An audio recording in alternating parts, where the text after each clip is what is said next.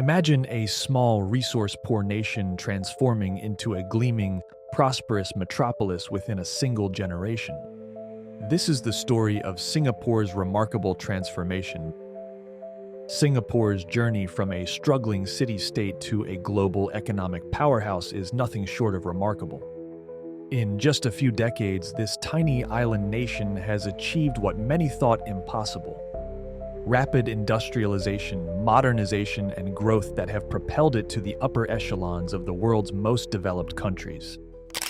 But beneath the shimmering skyscrapers and bustling streets lies a complex reality that often goes unnoticed by casual observers. Singapore's success story is not without its dark chapters, and the price of progress has been borne by its citizens in ways that are not always immediately apparent. The relentless pursuit of economic growth has led to a society that is highly stratified, where the gaps between the haves and have-nots are growing ever wider. In the shadows of Singapore's glittering facade, many residents struggle with the high cost of living, stagnating wages, and a lack of social mobility.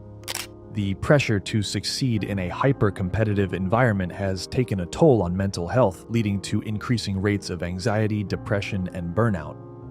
The government's tight control over public discourse and political dissent has also stifled creativity and innovation, creating a culture of conformity and self-censorship.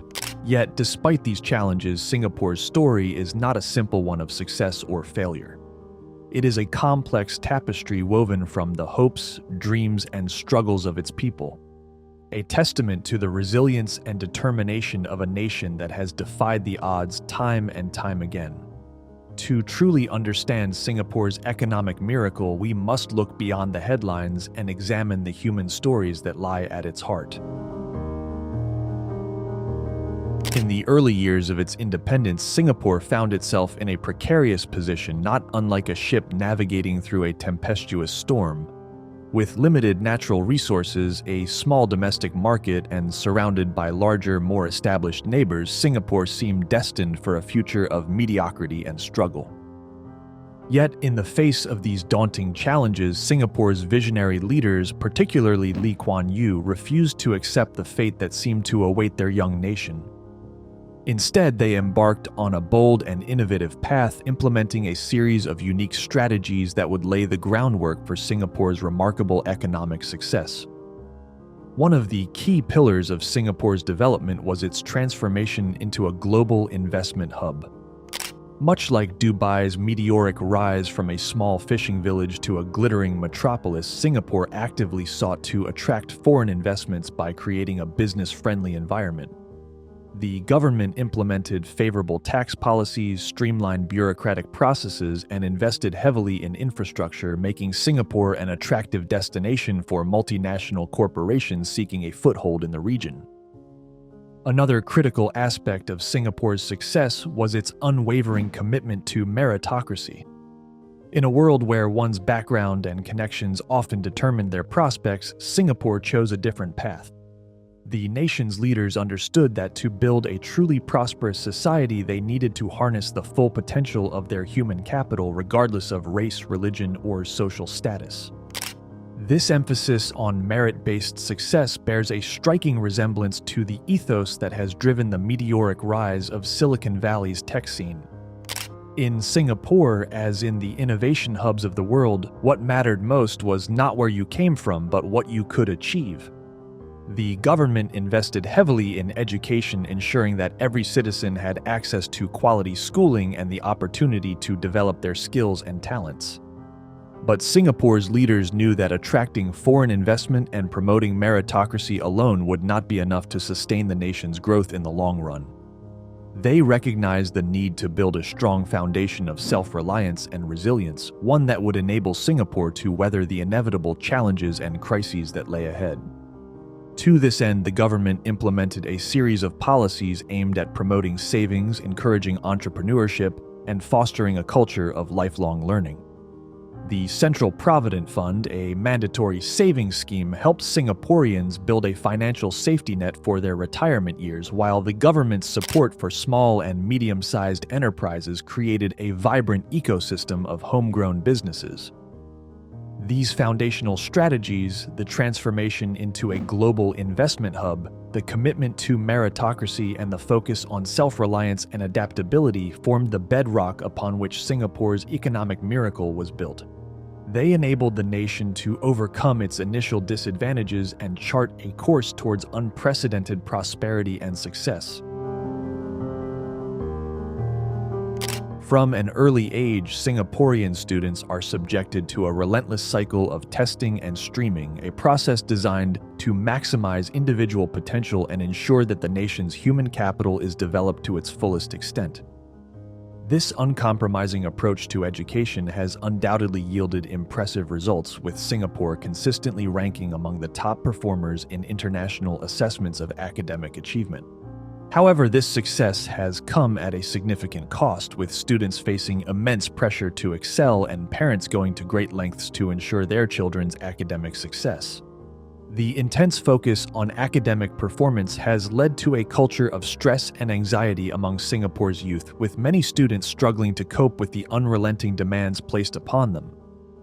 The pressure to succeed has been linked to a range of mental health issues, from depression and anxiety to self-harm and even suicide. But the challenges facing Singapore extend far beyond the realm of education. The nation's work culture, much like that of South Korea, is characterized by an intense and often unforgiving focus on hard work and constant improvement. From an early age, Singaporeans are inculcated with the belief that success can only be achieved through relentless effort and sacrifice, a mindset that is reinforced through national productivity campaigns and a pervasive culture of overwork. The pressure to succeed and the fear of falling behind have created a society that is always on the go, with little time for rest, relaxation, or personal fulfillment. This relentless pace of life has led to a sense of alienation and disconnection among many Singaporeans who feel that they are trapped in a never-ending cycle of work and struggle. But perhaps the most visible and pressing challenge facing Singapore today is its housing crisis, a problem that bears a striking resemblance to the situation in Hong Kong. With land being a scarce and highly prized resource in this small island nation, property prices have skyrocketed in recent years, putting home ownership out of reach for many Singaporeans.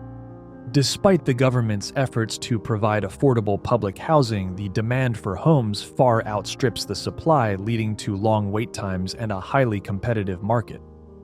Many young Singaporeans find themselves caught in a bind, unable to afford the high cost of private housing but also struggling to secure a place in the public housing system. This housing crunch has had a profound impact on Singapore's social fabric, exacerbating inequalities and creating a sense of frustration and disillusionment among those who feel left behind. It has also led to a growing sense of intergenerational tension, with younger Singaporeans feeling that they are being denied the opportunities and security that their parents and grandparents enjoyed. The dark side of Singapore's economic miracle serves as a sobering reminder that success, when achieved at any cost, can come with a heavy price. It raises difficult questions about the true meaning of progress and the values that we prioritize as a society. One of the most pervasive and deeply ingrained aspects of Singaporean culture is the concept of kiasu, a term that encapsulates the intense fear of losing out or falling behind. This mentality, which bears a striking resemblance to the cutthroat competitive atmosphere that defines New York City's corporate world, has become a driving force behind Singapore's relentless pursuit of success. From a young age, Singaporeans are taught that they must work harder, study longer, and strive for excellence in every aspect of their lives. This pressure to succeed, fueled by the kiasu mentality, has undoubtedly contributed to Singapore's remarkable economic growth and its reputation as a global powerhouse. However, the flip side of this success is a society that is increasingly characterized by conformity, reduced creativity, and a pervasive sense of anxiety and self-doubt. The constant need to keep up with others and avoid falling behind has led many Singaporeans to sacrifice their personal well-being and happiness in the pursuit of material success. This relentless drive to succeed has also had a profound impact on Singapore's education system, which is known for its rigorous and highly competitive nature. Students are subjected to a never-ending cycle of tests, assessments, and rankings, with those who fall short often facing intense pressure from parents and teachers to improve their performance. While this system has produced impressive academic results, it has also been criticized for stifling creativity, critical thinking, and personal development. Many Singaporean students struggle with the immense stress and anxiety that comes with the constant pressure to excel, leading to a range of mental health issues and a sense of disillusionment with the education system as a whole. But the challenges facing Singapore extend far beyond the realm of education and personal well-being. As a small island nation with limited natural resources, Singapore has long relied on its ability to attract foreign talent and investment to sustain its economic growth. However, just as in Germany, this reliance on foreign talent has also led to growing tensions and a sense of displacement among Singapore's local population. Many Singaporeans feel that they are being pushed out of the job market by highly skilled foreign workers, leading to a sense of resentment and frustration. At the same time, the influx of foreign talent has also put pressure on Singapore's already strained housing market, with many locals struggling to afford the high cost of living in a city that is increasingly catering to the needs of wealthy expatriates. These tensions have been further exacerbated by Singapore's strict immigration policies, which have been criticized for creating a two-tiered society in which foreign workers are often treated as second-class citizens. This has led to a growing sense of social inequality and a feeling among many Singaporeans that their country is no longer the meritocracy it once claimed to be. As we contemplate the challenges that lie ahead for Singapore, it becomes clear that the nation finds itself at a critical juncture, facing a future that is both uncertain and full of potential. Like Switzerland, Singapore must grapple with the realities of an aging population, declining birth rates, and the need to maintain a delicate balance between economic growth and social cohesion. As Singapore looks to the future, the key question that looms large is whether it can adapt its strategies and policies to ensure sustainable growth while also addressing the well-being and happiness of its citizens. This will require a fundamental rethinking of many of the assumptions and values that have guided Singapore's development thus far, and a willingness to embrace new ideas and approaches that may challenge the status quo. One potential path forward for Singapore may lie in a greater emphasis on innovation and creativity, moving beyond the current model of relentless efficiency and productivity to foster a more dynamic and entrepreneurial society. This could involve investing in research and development, encouraging risk-taking and experimentation, and creating a more supportive environment for startups and small businesses. At the same time, Singapore will need to find ways to address the growing sense of inequality and social division that has emerged in recent years, ensuring that the benefits of economic growth are shared more evenly across society. This may require a greater focus on social welfare and support systems, as well as efforts to promote greater inclusivity and diversity in all aspects of Singaporean life. Ultimately, the path forward for Singapore will require a delicate balancing act, one that seeks to maintain the nation's economic competitiveness while also prioritizing the well-being and happiness of its people. It will require a willingness to confront difficult truths and to make hard choices, recognizing that the strategies that have brought Singapore this far may not be sufficient to carry it into the future. But if Singapore can summon the same spirit of determination, adaptability, and innovation that has driven its remarkable success thus far, there is reason to hope that it can navigate the challenges ahead and emerge stronger, more resilient, and more equitable than ever before. The road ahead may be uncertain, but with the right leadership, the right policies, and the right values, Singapore has the potential to build a future that is truly bright and full of possibility.